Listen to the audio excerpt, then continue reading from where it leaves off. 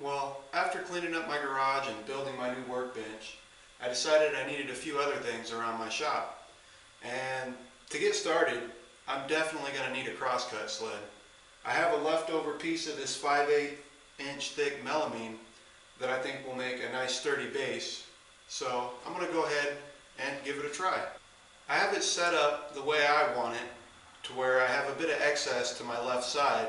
That'll leave me plenty of room for a stop block for about 2.5 feet that I could get accurate, repeatable cuts. I'm going to start by cutting dados to match the miter slots inside my table saw. And I'm going to cut a very shallow dado in there to receive the runner. Alright, so I've gone ahead and moved my fence over to keep this nice and square. And I have it set up on the mark where I'm going to be cutting.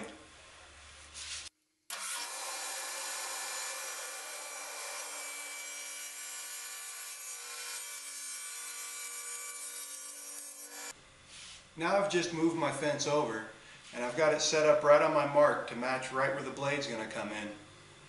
So if I've done everything correctly, I'll be able to verify that this is going to match by putting it on top of my table after I lower the blade and then looking across.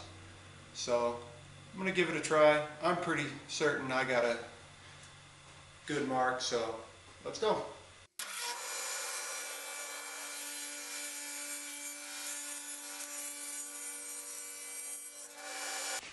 And I've cut everything good. I've got these marks to line up exactly.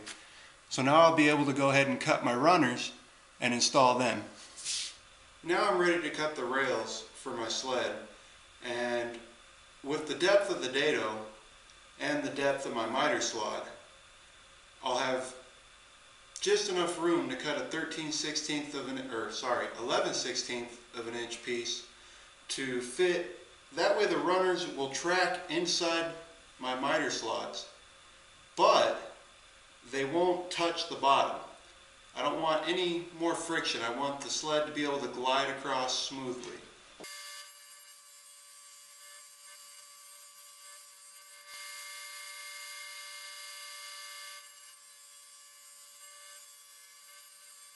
Now I can secure the rails in place, and I'm going to just use a little bit of glue and some brad nails.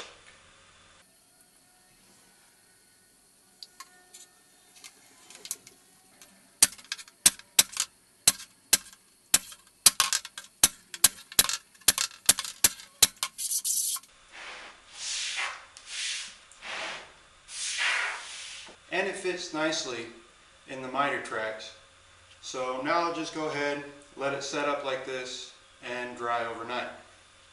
For the fence closest to me, I'm going to be installing a little track to hold the stop block, and I'll be securing it with these nice little T-nuts, which I have set up to be just the same. Well, I have my blade just a little higher to give me a little bit of play.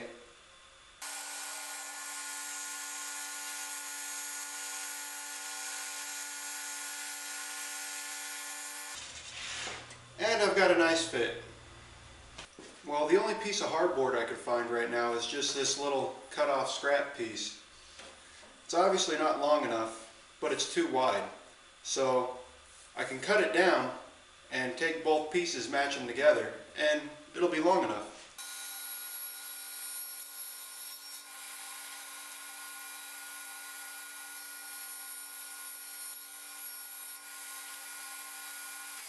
Now I'm ready to glue my pieces together that are going to make my front and back fence.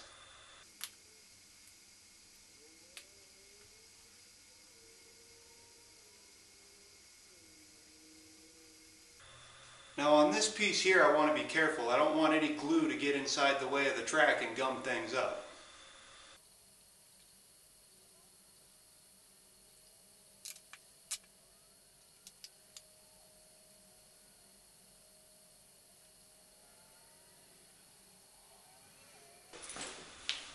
Now I'm getting ready to clamp everything up, and instead of using a bunch of clamps to try and keep the clamping pressure even, I'm just going to stack a bunch of weights on it.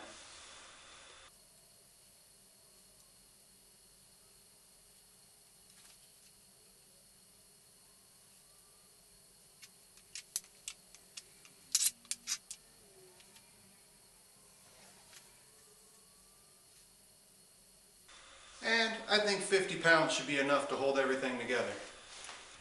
Alright, so the glue's dried overnight. Now I'm going to be able to cut out the excess right here to receive my T-bolt.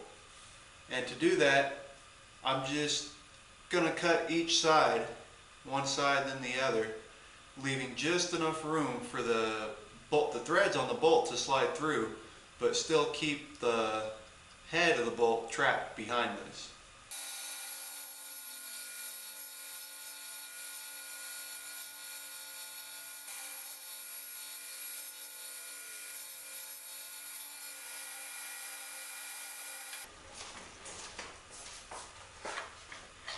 Now I've got a nice fit inside the channel I've created,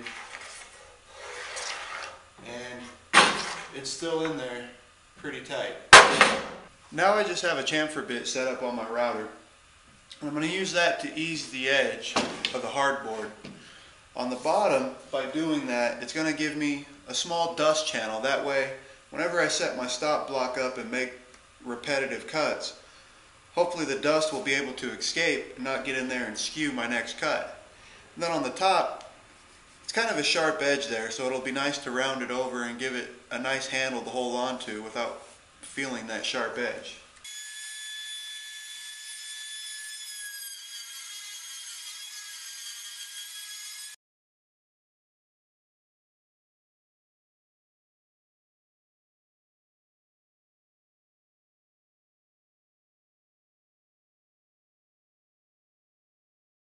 Now that everything's cleaned up and ready to go, I can start installing my fences.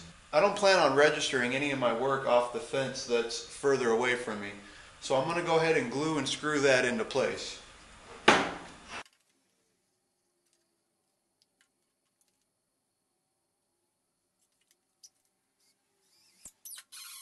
Now I'm going to be attaching the fence on the operator side, and I'm only going to put one screw in for now, and then I'll make a cut, bring the blade up, try and square it off here, and then get it close, and then I'll put a screw in on the other side. So now I've got just this side secured, and I'm going to go ahead and make a cut and come almost all the way through, but not quite touch the back fence yet.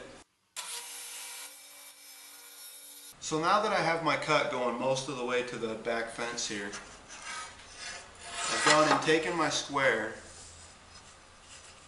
taken it to the blade and to my fence, and I'm being careful to make sure that I'm not landing the square against any of the teeth, because that would skew my angle a little bit. And I have it set up right now what looks to be very square, so I'm going to go ahead and put one screw in on the opposite side. Now to test how square my fence actually is, I'm going to be using William Eng's 5-cut method. I'm not the best at explaining this. I'll post a link in the description below on Mark the Wood Whisperer's explanation of it. He goes into a lot of detail.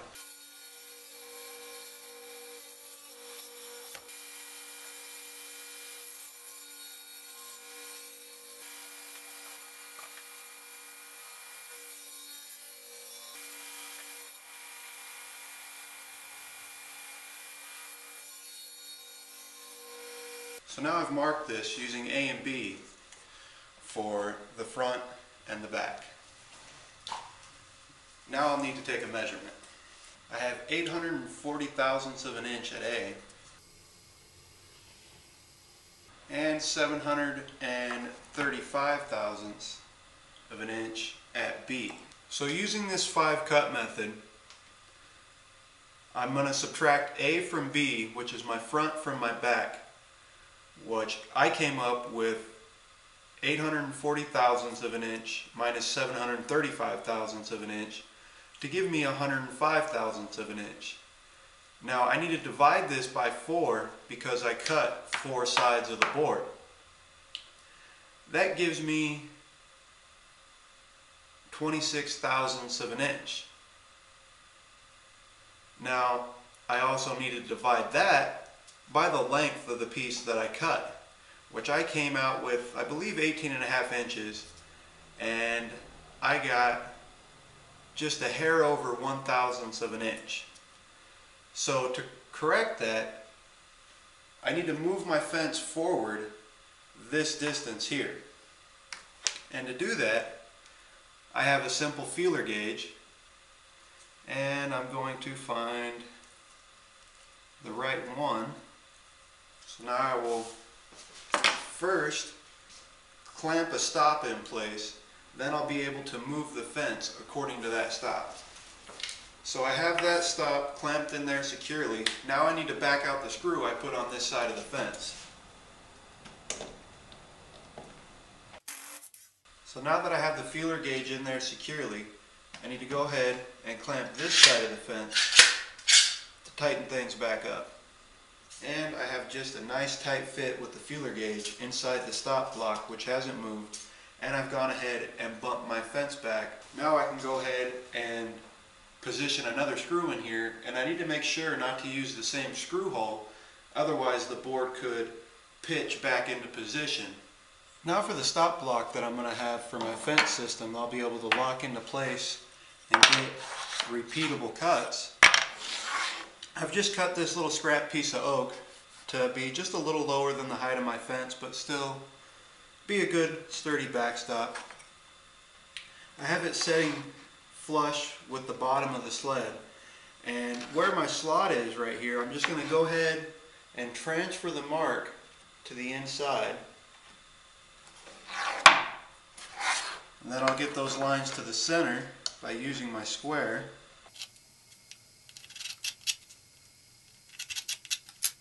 Now I can go ahead and drill a hole in the center of this. I've already gone ahead and sanded a small chamfer right here. I could have ran it across the router, but I figured it was such a small piece, it'd be a lot easier and quicker just to do with the power sander. So that'll allow dust to get out of the way. I would like to thank you guys for taking the time to watch this video. I'd also like to thank Monosty Compassion. They're a Christian organization, a charity organization. They were going to donate, well they did donate, a bunch of beds, and they had a bunch left over that were only the rails, none of the posts. So they gave those to me, which actually ended up being a nice quality MDF that I was able to cut down, cut the runner piece off. And they worked out for the fence system for my crosscut sled. I'm also probably going to be using them for the fence for my miter saw. I try and make new videos every week. If you enjoyed this video, please rate, comment, and share. And if you haven't subscribed already, go ahead and do so. So have fun and be safe.